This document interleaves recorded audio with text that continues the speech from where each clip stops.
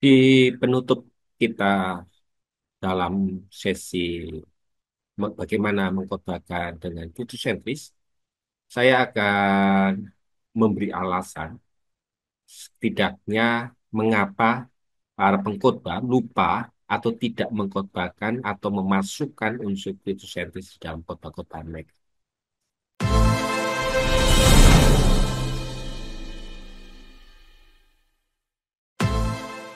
Ada beberapa alasan yang saya kumpulkan mengapa sih para pengkhotbah itu secara sengaja melupakan aspek Kristusentris dalam khotbah-khotbah mereka.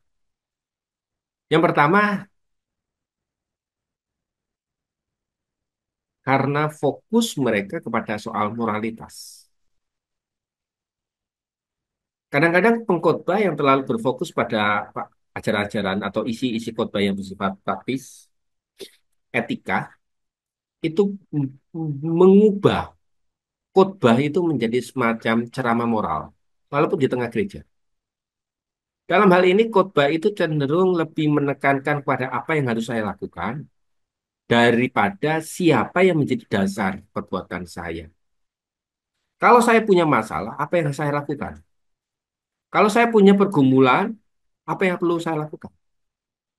Pengkhotbah lupa mengkaitkan bahwa seluruh tindakan isi poinnya itu kepada pribadi Kristus. Jemaat bisa saja salah paham dan merasa hidup Kristen mereka baik-baik saja.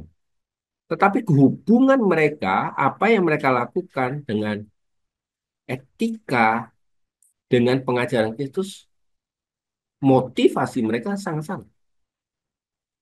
Oleh sebab itu, para pengkhotbah harus menyadari, membawa bahwa khotbah Kristusentris itu dimulai dari diri pengkhotbah itu sendiri, mengajarkannya di dalam sebuah komunitas, dan mengkhotbahkannya dalam sebuah organisasi. Fokus buat etika, ketaatan, keputusan memang baik. Tetapi kalau motivasinya tidak didasari kepada pribadi Kristus, itu telah mengubah apa yang disebut dengan khotbah itu sendiri, khotbah Kristenan.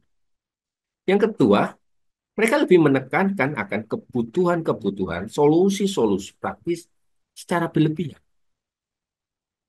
Pengkhotbah yang berusaha membantu jemaatnya mengatasi masalah-masalah sehari-hari, kadangkala menekankan solusi praktis di atas segala.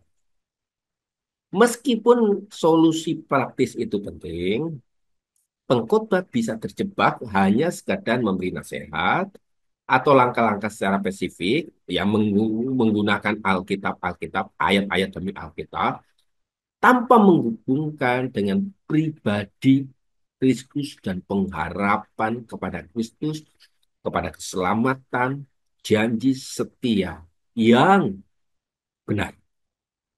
Akibatnya, jemaat mungkin diarahkan pada strategi manusia. Alih-alih bergantung pada kasih karunia, tetapi sebenarnya adalah semacam kekuatan pribadi. Ada lagi faktor yang ketiga adalah pengaruh pemikiran humanis dan psikologi. Psikologi. Humanis adalah pengaruh-pengaruh yang memang populer untuk memenuhi pengembangan diri, solusi yang ada di dalam diri. Tapi bukankah sebetulnya yang ada di dalam diri Kristen adalah diri Kristus Yesus dan karyanya yang kekuatannya melampaui segala sesuatu yang masuk membawa perubahan hidup di dalam karya penebusan Kristus yang telah mengubah. Pengaruh ini bisa kita gunakan di dalam khotbah, tapi jangan sampai kita lupa bahwa apapun yang kita kerjakan itu adalah merupakan hasil kekuatan dari Kristus Yesus. Keempat adalah pengetahuan teologi yang dangkal. Pemahaman bagaimana menyusun khotbah yang dangkal. Dalam beberapa kasus, para pengkhotbah mungkin belum memiliki pemahaman yang kuat tentang pentingnya khotbah Kristus yang sentris. Tanpa pemahaman, ideologi, cara, bagaimana merangkum, bagaimana menyimpulkan, bagaimana menyusun kerangka khotbah.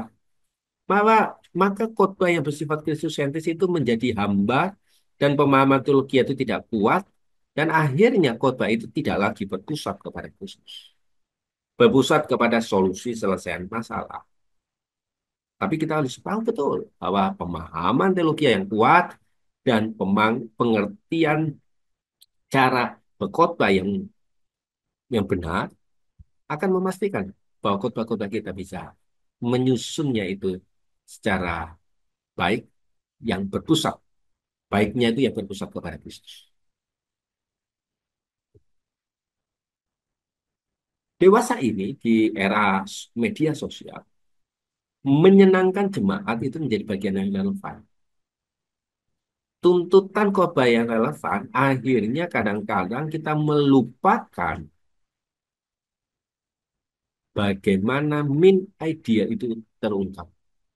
Sebab itu pada poin yang kelima, saya menekankan bahwa tekanan untuk menyenangkan jemaat atau pencapaian popularitas itu lebih utama. Daripada saya membicarakan soal pribadi Kristus, lebih baik saya berbicara mulai bicara soal motivasi penyelesaian masalah yang bersifat lebih praktis, sehingga itu bisa menyenangkan hati jemaat. Itu bisa membuat respon positif. Pengkhotbah kadang-kadang bisa tergoda untuk melupakan aspek Kristus-sentris. Mereka hanya menyampaikan sesuatu pesan yang menarik dan menginspirasi. Bahkan di tengah khotbahnya mungkin menggunakan tokoh-tokoh eh, tokoh agama yang lain. Sedangkan banyak pesan yang mengandung kebenaran dilupakan karena tidak relevan dalam artian tanda kutip. Tidak menjual, lebih tepatnya. Karena ini akan mencapai sebuah hal yang akhirnya melupakan jemaat. Maksud saya melupakan Kristus kepada jemaat yang ada. Ya, pengkhotbah bisa tergoda. Karena saya mendapatkan memang sangat sulit untuk menghubungkan setiap poin dengan Kristus. Oleh sebab itu langsung aja dibuang deh. Tidak ada unsur Kristus. Lalu saya masuk di dalam topik-topik yang lain. Beberapa pengkhotbah merasa sulit untuk melihat bagaimana aspek dari dalam Alkitab untuk menunjuk pada Kristus. Ya, terutama di dalam kitab Perjanjian Lama. Ada satu buku yang berjudul Bagaimana Mengkhotbahkan Kristus di dalam Perjanjian Lama. Itu buku yang bisa Anda miliki. Supaya kita lebih cakap di dalam melatih, di dalam pengetahuan. Dan pengkhotbah mungkin tidak terlalu banyak bisa mengkaitkan bagian itu dengan membaca, mempelajari, dan selalu mencoba melihat hal-hal yang berkaitan dengan Kristus. Itu akan menjadi hal itu menjadi sangat lebih mudah. Sebab itu mempersiapkan khotbah jangan Sabtu malam. Siapkan hari sebelum hari-hari. Bawa khotbah itu di dalam aspek kehidupan Anda.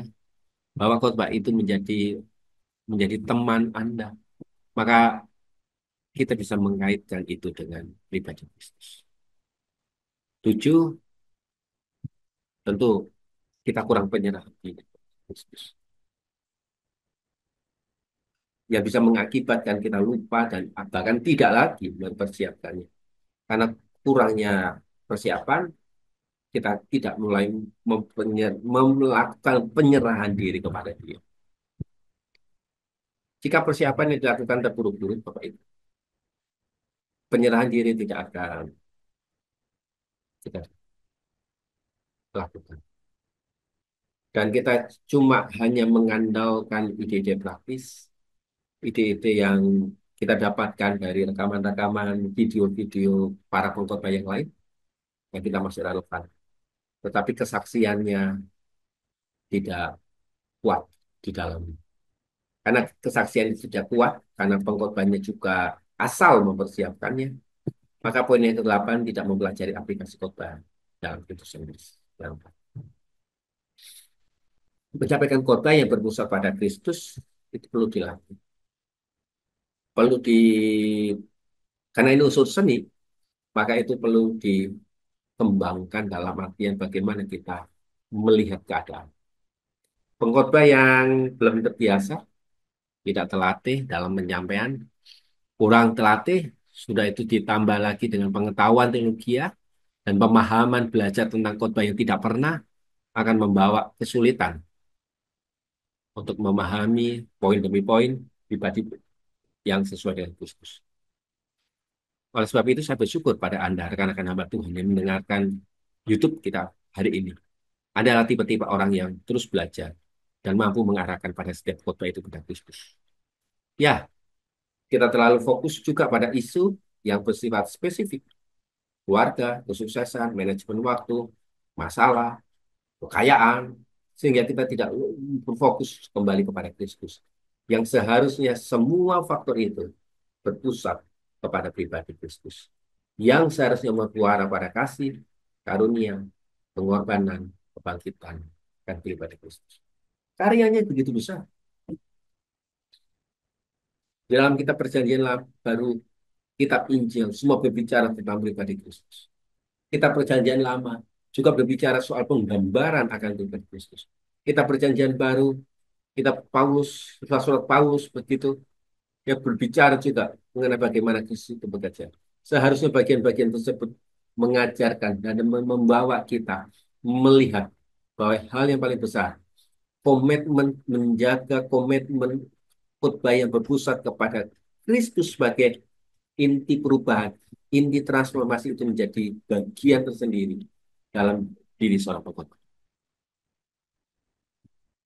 Pengkhotbah harus memusatkan hati, pikiran kepada Kristus dalam persiapan, dalam penyampaian khotbah, sehingga bisa melihat bahwa jemaat akan diubahkan bukan melalui gaya komunikasi kita dan relasi kita, tetapi oleh karena Kristus Yesus.